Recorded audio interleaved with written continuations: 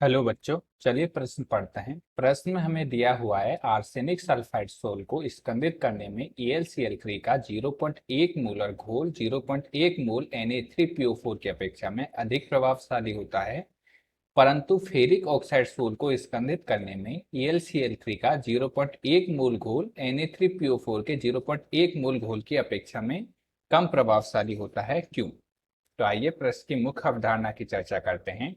मुख्य अवधारणा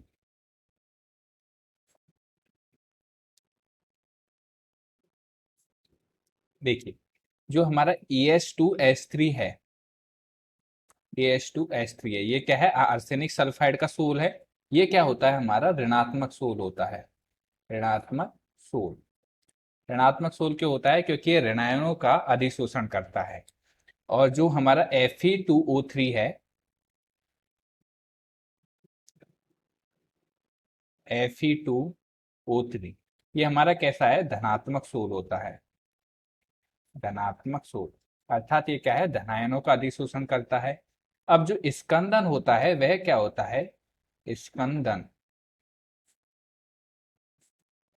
जब विपरीत आयन के कोलाइडी विलयन, जब ये क्या है? हमारी कोलाइडी विलयन ऋणावेश ऋणात्मक सोल है, तो क्या है? धनात्मक आयन है जो इन्हें क्या करेंगे? निरावेशित करेंगे और अवक्षेप बना देंगे। इसी घटना को क्या बोलते हैं? स्कंदन कहते हैं। तो विपरीत आयन कोलाइडी विलयन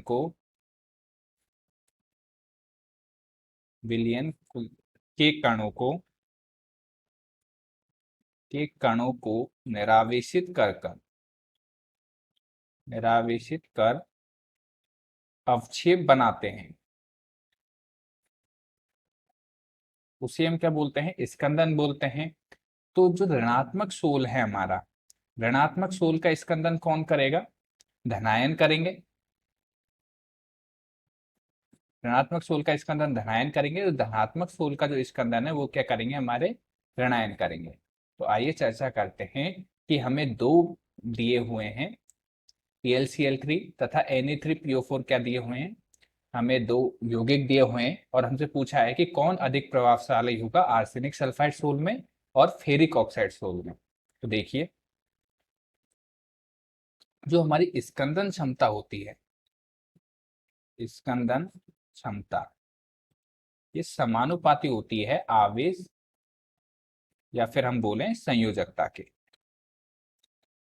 जिस भी आयन पे जितनी संयोजकता अधिक होगी उसकी स्कंदन क्षमता उतनी ही अधिक होगी। तो जैसे हमारा क्या है? ElCl3 है, ElCl3 है, ये वियोजित होकर क्या बनाता है? Al+3+3Cl-, और जो Na3PO4 है, Na3PO4 है, ये वियोजित होकर क्या बनाया देगा हमारा? 3Na++PO4-3। अब हम क्या है? जो हमारी स्कंदन क्षमता है वो संयोजकता के समानुपाती होती है। तो इसमें क्या है? ElCl3 में तो धनायन की संयोजकता अधिक है तथा Na3PO4 में ऋणायन की संयोजकता अधिक है। अर्थात ये क्या होगा? और जो हमारे धनायन है वो क्या करता है? सिर्फ और सिर्फ ऋणात्मक जो सोल है, ऋणात्मक सोल का स्कंदन करेगा, और जो ऋणायन है हमारा वो धनात्मक सोल का स्कंदन करेगा, धनात्मक सोल का स्कंदन करेगा। इसलिए जो ऋणात्मक सोल है उनके स्कंदन के लिए ElCl3 प्रभावी होगा तथा जो धनात्मक सोल है उनके लिए Na3PO4 प्रभावी होगा। तो आइए चर्चा करते हैं। जो ऋणात्मक सोल है, ऋणात्मक सोल, ऋणात्मक सोल कौन सा है हमारा? EH2S3, EH2S3। ये क्या करता है? जो हमारा ए, इसका स्कंदन कौन करेगा? Al+3 करेगा। और Al+3 क्या है? इसकी संयोजकता +3 है, तो ये तीन मॉलिक्यूल EH2S3 के साथ अभिक्रिया करके इसे निरावेशित करके इसका क्या बनाएगा? अवक्षेप बनाएगा। जबकि हमारा जो Na+ है, Na3PO4 में धनायन क्या है? Na+ है, ये क्या करेगा? सिर्फ और सिर्फ एक EH2S3 को निरावेशित करेगा और अवक्षेप बनाएगा। तो कौन अधिक प्रभावशाली हुआ? अधिक प्रभावशाली हमारे यहां से हुआ Al+3। अधिक प्रभावशाली।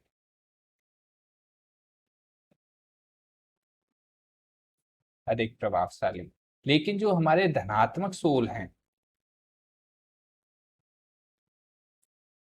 धनात्मक सोल, धनात्मक सोल है हमारा Fe3 Fe2O3 Fe2O3। जब ये क्या करता है PO4-3 के साथ ये करेगा, तो जो PO4-3 आयन है ये 3 Fe2O3 को का स्कंदन करेगा और अवक्षेप बनाएगा। जबकि जो हमारा Cl- आयन है ये सिर्फ और सिर्फ एक Fe2O3 मॉलिक्यूल को अपक्षेपित करेगा, अणु को अपक्षेपित करेगा और इसका स्कंदन करेगा। तो यहाँ से अधिक प्रभावशाली कौन हुआ? PO4-3। ये क्या हुआ हमारा? अधिक प्रभावशाली। इसीलिए जो इसीलिए जो हमारा क्या है ElCl3 है वो आर्सेनिक सल्फाइड के लिए तो अधिक प्रभावशाली होता है, लेकिन फेरिक सल्फाइड सोल धनात्मक होने के कारण यह है कम प्रभावशाली होता है। और फेरिक सल्फाइड सोल के लिए क्या है NO3PO4 है वो हमारा अधिक प्रभावशाली होगा। तो आशा करता हूं कि आपको प्रश्न समझ में आया होगा। धन्यवाद।